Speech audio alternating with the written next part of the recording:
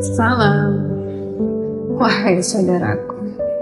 Ada sebuah berita yang ada di dalam Al-Quran tentang manusia. Nyatanya, ketika atas kehendak Allah ada manusia yang beriman.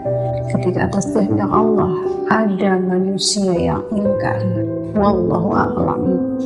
Siapa yang beriman dan siapa yang ingkar? Saya pikir ketika menjadi manusia yang seperti itu harus berlapang dada dengan keimanan, yakinnya ketika itu adalah sebuah keberuntungan, dan akhirnya manusia harus menjaga keimanan itu.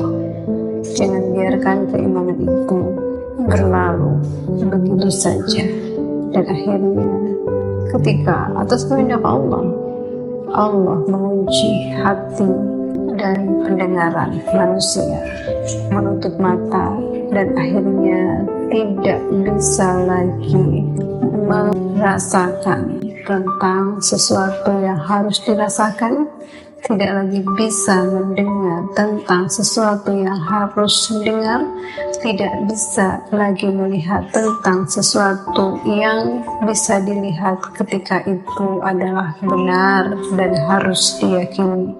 Dan akhirnya manusia meyakini adanya Allah ketika Allah adalah segala-galanya buat manusia.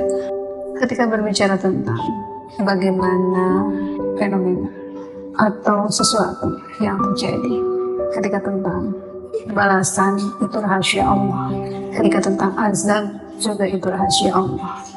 Allah yang maha segalanya, semua itu adalah rahasianya. La haula quwata illa billah. Saya hanya membawa kabar tentang berita.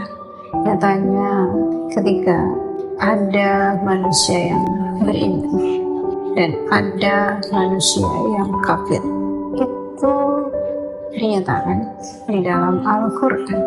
Saya yakin itu adalah benar. Saya melihat bukti dari apa yang dinyatakan, yang diberitakan di dalam Al-Quran. Saya melihat fenomena. Begitu banyak orang yang yakin dan begitu banyak manusia yang ingkar terhadap Allah di hadapannya. Ketika saya melihat, ketika saya mendengar, dan saya meyakini berita yang ada di dalam Al-Quran itu adalah benar. La haula quwata illa billah. La haula quwata illa billah. Wallahu a'lam.